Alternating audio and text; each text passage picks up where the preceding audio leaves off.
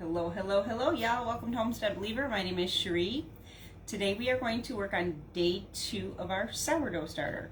If you don't see that little red live button, you're watching the replay. Leave me a comment and let me know that you're watching the replay. If you're watching this on YouTube, because all of my videos are now going to be uploaded to YouTube. If you're watching this on YouTube, give me a thumbs up, give me a subscribe. I would greatly appreciate it. And you will also get notifications when you do so of when I upload a video.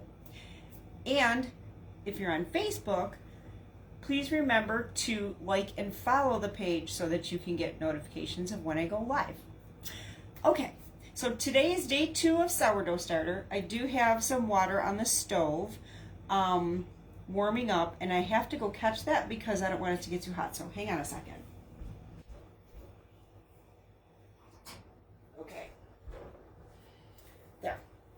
We're good.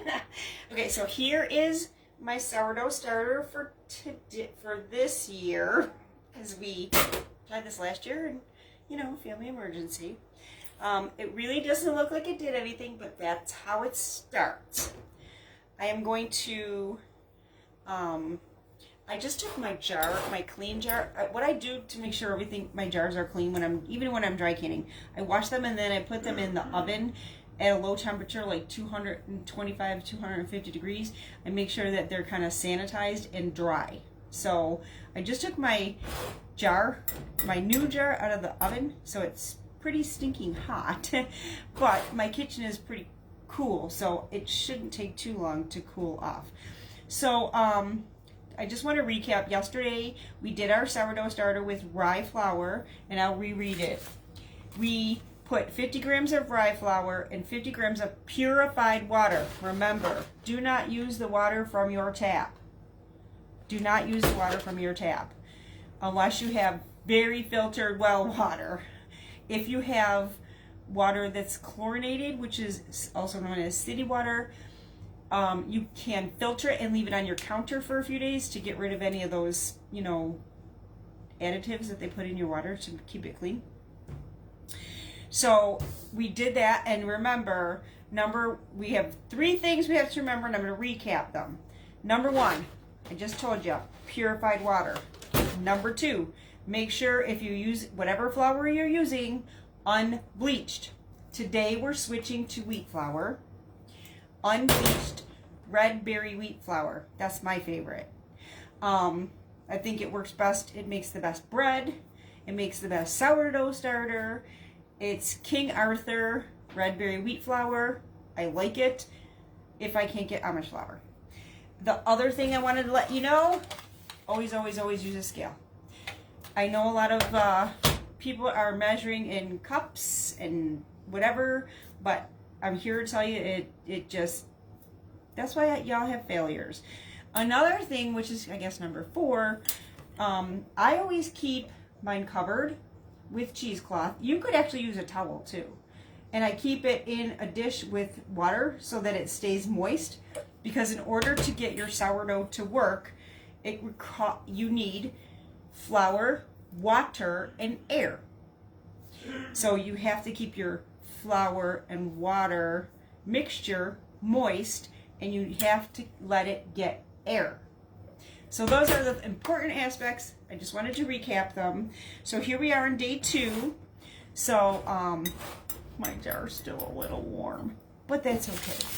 So here we are on day 2. So I will move the camera down for y'all. And I just want to let you know, guys, if y'all are saying something on this live, the Book of Face is not showing me comments when I'm live. And it takes a long time for your comments to show up for me. So I apologize. I'm not ignoring you. I appreciate you. But I'm not seeing anything, and I don't know what that's all about. So I am so sorry. It shows me that I have people on, but it does not show me if I have comments. So I apologize. That is not me. I'm not ignoring you, I promise.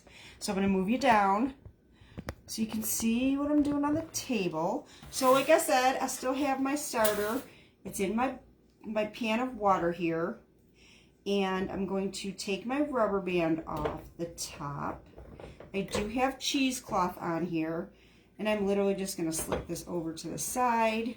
I will change this water and rinse this cheesecloth and cover it back up. So it really doesn't look, it did nothing. It looks like it did nothing, okay? We put the rubber band on here to see, because once it starts growing, it'll go above that rubber band. It looks like it did nothing.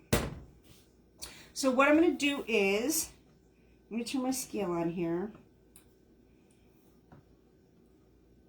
And it's on 0. I don't know if you guys are going to be able to see this. Let me slide this aside so I can try to show you. It's on 0. It's not going to, the jar is going to be taken into account. So let me see what this is. This still feels a little warm, but not too awful bad. So what I'm going to do is, I'm going to put my jar on, and I'm going to 0 it out. So remember, no metal in your sourdough. So I'm going to measure my sourdough. It should be 100. And I'm going to put it in a new clean jar. Remember, we got to go from clean jar to clean jar here. I'm going to measure my sourdough. I'm just putting it in a clean jar here.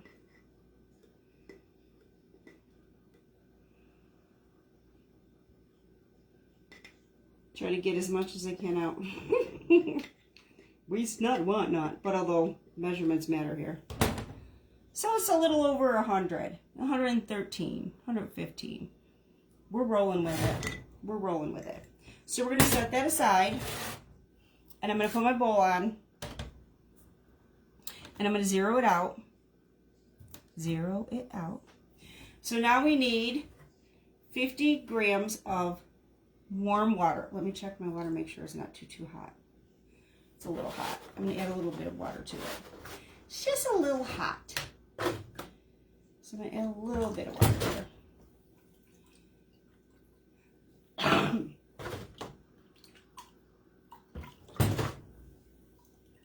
Yes, my hands are clean. Still a little bit warm. It's funny, I only had it on that stove for a minute or two. Okay, that's good. We're going to measure 50 grams of water. And remember, I said do this in a bowl, because if you pour, see, I got 64. If you pour it directly in there and you have these accidents, 46. You can't take it out. That's why I get like all, see, you got 58. That's why I get, when I watch people do this, I'm like, what are you doing? 45. Let's see if we can get a smidge in. I'm just going to try to drip it in. It's so hard to do this so that y'all can see. I got 53. Let's see. Back down to 46. My goodness. I got 55. Lord have mercy on my soul. 51. I'm rolling with it, y'all. It's one little tiny gram is not going to make that big a difference. Let me slide this forward and move this where y'all can see. So I'm just going to pour the water in and I'm going to stir it. Remember, wood, silicone, don't ever use metal. Don't let metal come in contact with your sourdough starter. That's very, very important.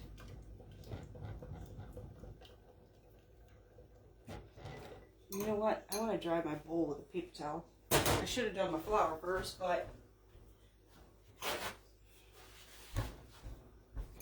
I like to add my water to it first because it gets it nice and gooey. Let me just dry this out with a paper towel. I have water everywhere here. Goodness gracious. I have water everywhere. So I'm just stirring this in. I just think it's easier to mix if I mix the water in and then the flour. So I'm mixing my water in. It just makes it easier in the long run, I think. And I'm just mixing so I don't have any clumps, you know. And like I said, I like to start my sourdough starter with rye flour because I think there's just something, and I should have looked up like why rye flour works. There's just something in rye flour that feeds it a lot. It just feeds it a lot. I have to get my funnel, y'all, for my flour.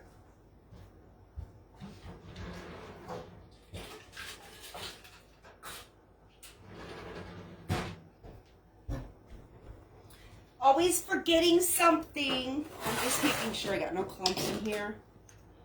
And I'm scraping it good. Okay. So now I'm going to put my funnel on there. Make sure this goes back to 0. And it's flashing, so I'm hitting 0. So now I need 50 grams of wheat flour. Whole, unbleached wheat flour. Like I said, I like the King Arthur because it's the red berry wheat flour. That's my preference. But you can use all-purpose flour, unbleached. Your starter might go slower.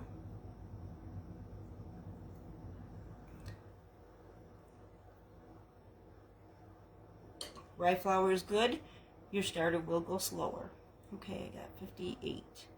So I gotta take some out.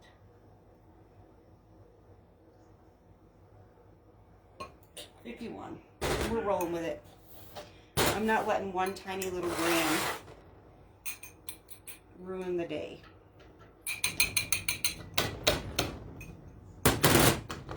Don't stress, guys. Just like I don't stress about this stuff. So now we're just going to stir this in, and we're going to make sure that we don't have any clumps. We don't have any dry flour in here. We're just stirring it in. And it feels good. It feels real good. And don't forget, it looked like it didn't do anything yesterday, but that's normal. It takes 3 to 5 days for your starter to really get going. And when it gets going, I promise it stinks. It will stink when it gets going. It smells like fermented, something fermented, which is what you want. It's the yeast growing, and it'll stink at first, but then it starts to smell like yeast. After the stink goes away a day or so, it does just start to smell like yeast. So I don't have any. I just want to show you guys. I don't have any dry stuff in here. It's mixed through really good. And it's nice and gooey. It looks really good, honestly. And I do like I said, I like starting it with rye and then adding meat. That is the way I like to go.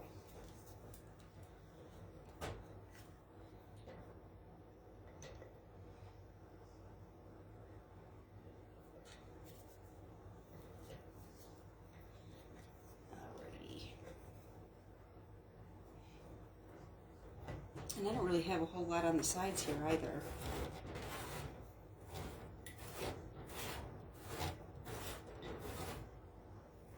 Alrighty. I'm actually looking at my directions from last year, and I don't have them written very well, but according to what I wrote last year, you're supposed to use the whole starter and then add the flour. And it looks good, so I'm rolling with it. Because I thought you have to do individual, equal portions. But I'm following what I did last year. Because my starter did really good last year. So I'm following what it said. We're rolling with it. I'm going to get another wet paper towel so I can wipe these sides down. I like my sides clean. And I'm going to rinse my cheesecloth.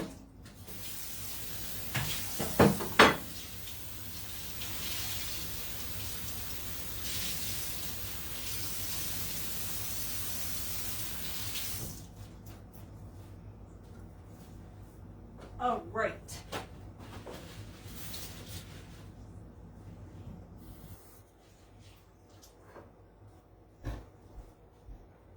I rinsed my cheesecloth. I'm going to wipe my sides down so that it doesn't get dry. Although the other one didn't get dry, but it can. And then it's all sticky and icky. So I just like to try to wipe some of this excess out of the sides. Just keeps it tidier and easier to maintain. I'm not looking for perfection. I just want it to be a little bit cleaner. Okay. So, ooh, I got goo on my fingers, man. Let me turn this scale off here. This rubber band that I had on yesterday, we're going to put that back on today and mark where our starter is so we can keep track of where it's at and if it's growing. I think tomorrow's when we start equal portions. See, sometimes we gotta write down directions, but yeah, push that down. And I just lift from the top and then just push it down to the edge here to make sure. I'm gonna push it down a little on this side. I can see it. Okay. It looks a little uneven, but I think it's uneven in the jar. I think I might have more on this side than the other. All right, we're good. We are good. So I'm going to take my cheesecloth again. You can use a towel. It's wet. You can use a towel. Put the rubber band on the top. We got our air. We're going to put it in our pan. And there's two reasons for this pan. One thing is for the wicking in this initial stage. Another thing, sometimes your starter can grow and just grow right out of your jar. So you want to, so I'm going to put this extra water in here. And that will wick up my towel and keep my sourdough moist. But you do want to put your sourdough on a plate or something, because if your sourdough comes up and over, which it can, you want to have it on something so that you don't wake up in the morning and you have sourdough all over the counter. Because then it's not too much fun having to clean that nonsense up. Because that's some ooey gooey nonsense. That is some ooey gooey nonsense. Okay, so that's day 2, y'all. Everything's ready. And like I said, I'm going to put this in my oven so that it's free from drafts. As long as you keep it at a temperature between 72, 74 or up, it should grow. It should be fine. I did turn my light on in my oven to make sure that it kept a bit of a warmer temperature because it's very cold outside and it makes it very cold in my kitchen. But it's in my oven and it's free from drafts, and that worked well last year, and I am confident it's going to work again this year. So there you go, guys. That's day 2 of Sourdough Starter. I hope I've inspired you. I hope I'm teaching you something, and I hope that y'all start your sourdough starter, because this is a fantastic way of making home cooked foods. I mean, it's not just for bread. It makes great bread. It makes great bread. But you could use it for pancakes, bagels, waffles. There's so many things you can do with sourdough pretzels. I mean, there's so many things you could do. Hey, Lil, how are you, sweetie? I see you. I see a comment. I know that people come on, and if they're commenting, I'm not seeing their comments until later, and it's making me crazy. The Book of Faces is making me crazy today. That's all I'm gonna say. Got our sourdough starter day 2. Going in the oven. Sourdough pretzels. Oh gosh, yeah. Yeah. Sourdough pretzels.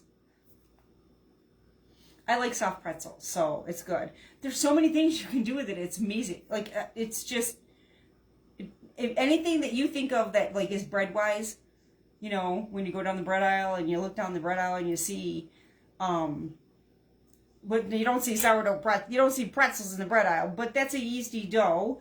You know, bread, bagels, waffles, I made the best pancakes with my sourdough starter. The best I ever made. No joke. There's so many things you can do with it. So many things. You look on that Google thing.